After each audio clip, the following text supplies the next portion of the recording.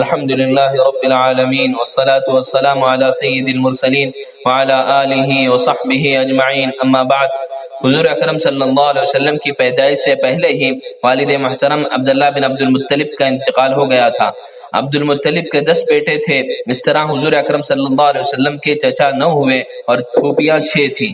جب حضور اکرم صلی اللہ علیہ وسلم کی عمر مبارک 6 سال کی تھی تو والدہ آمنہ بنت وہب کا انتقال ہوا۔ اس کے بعد آپ دادا عبد المطلب بن ہاشم کی تربیت میں رہے اور دادی کا نام فاطمہ بنت عمر تھا۔ نانا وہب بن عبد مناف تو نانی کا نام برہ بنت عبد العزیٰ تھا۔ آپ کا پہلا نکاح 25 سال کی عمر میں حضرت خدیجہ رضی اللہ عنہا سے ہوا، جبکہ ان کی عمر 40 سال کی تھی، اور حضرت خدیجہ رضی اللہ عنہا نے ہی آپ کی سچائی اور امانت داری سے متاثر ہو کر پیغام بھیجا تھا۔ پھر جب آپ کی عمر 50 سال کی ہوئی تو خدیجہ رضی اللہ عنہا وفات پا گئیں، اور خدیجہ رضی اللہ عنہا کی حیات میں آپ نے کوئی دوسرا نکاح نہیں فرمایا۔ پھر حضرت سودا بنت زمعہ سے آپ کا نکاح ہوا۔ ان کے شوہر سکران بن عمرو ایمان کی حالت میں ہجرت حبشہ کے بعد وہی انتقال ہوا، اور سودا حبش سے مکے آئیں تو شاید دلداری میں آپ صلی اللہ علیہ وسلم نے ان سے نکاح کیا، کیونکہ سودا اور ان کے شوہر اسلام میں سابقون الاولون میں سے تھے۔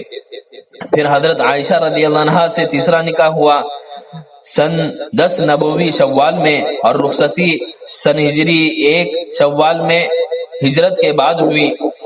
یہی ایک کنواری سب سے پہلے آپ کے نکاح میں آئی، باقی سب بیوہ تھی۔ اور صحیح مسلم باب فضیلت عائشہ سے یہ بات معلوم ہوتی ہے کہ یہ نکاح من جانب اللہ ہوا تھا۔ آپ صلی اللہ علیہ وسلم کا پھر احد کے بعد حضرت حفصہ بنت عمر بن خطاب رضی اللہ عنہا سے ہوا، جس میں حضرت عمر رضی اللہ عنہ کی دلداری مقصود تھی۔ پھر آپ کا نکاح حضرت زینب بنت خزیمہ سے ہوا، جن کا پہلے آپ کے چچازاد بھائیوں حارث کے فرزندان طفیل اور عبیدہ سے نکاح ہوا تھا۔ پھر تیسرا عبداللہ بن جہش سے ہوا، جو احد میں شہید ہو گئے تھے، تو نبی کریم صلی اللہ علیہ وسلم نے ان سے نکاح کیا، لیکن نکاح بعد تقریباً 3 ماہ میں ان کا انتقال ہو گیا۔ اس کے بعد حضرت ام سلمہ رضی اللہ عنہا سے نکاح ہوا، جب ان کے شوہر ابو سلمہ احد کے بعد شہید ہو گئے۔ ابو سلمہ سے قرابت کی وجہ سے اور ان کے بچوں اور ام سلمہ جو سابقون الاولون اور دونوں ہجرت کرنے والی تھی، ہمدردی میں آپ صلی اللہ علیہ وسلم نے ان سے نکاح کیا۔ اس کے بعد زینب بنت جہش کا نکاح اللہ تعالیٰ نے آسمانوں سے کرایا۔ یہ پہلے آپ کے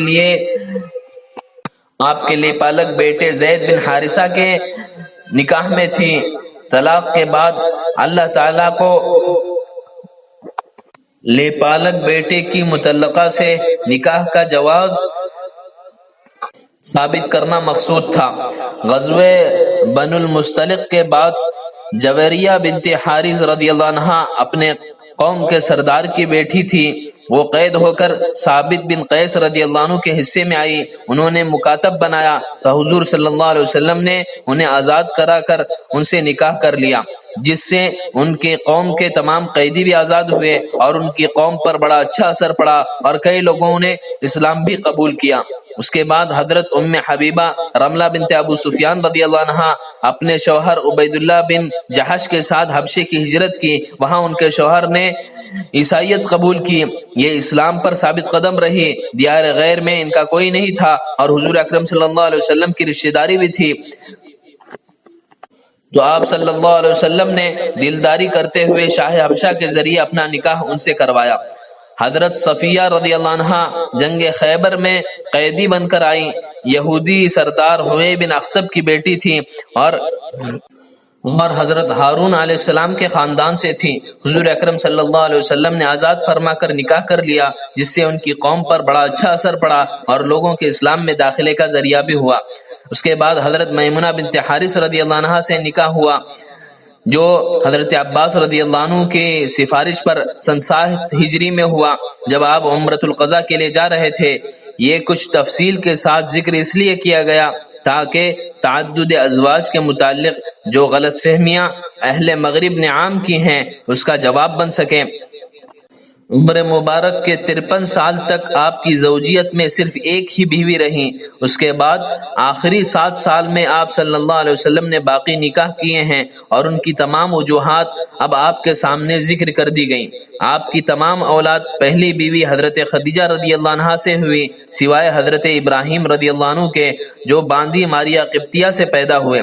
2 صاحبزادے جو خدیجہ رضی اللہ عنہا سے تھے، حضرت قاسم اور حضرت عبداللہ۔ تمام صاحبزادوں کا انتقال بچپن ہی میں ہوا۔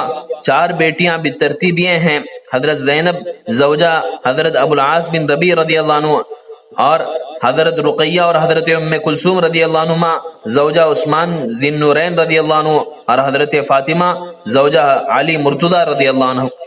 یہ کچھ حضور اکرم صلی اللہ علیہ وسلم کے خاندان کا مختصر تذکرہ ہے۔ اللہ تعالی ہمیں حضور اکرم صلی اللہ علیہ وسلم کی سیرت کو جاننے اور آپ کے مطابق زندگی میں عمل کرنے کی توفیق نصیب فرمائے۔ وآخر دعوانا ان الحمد للہ رب العالمین۔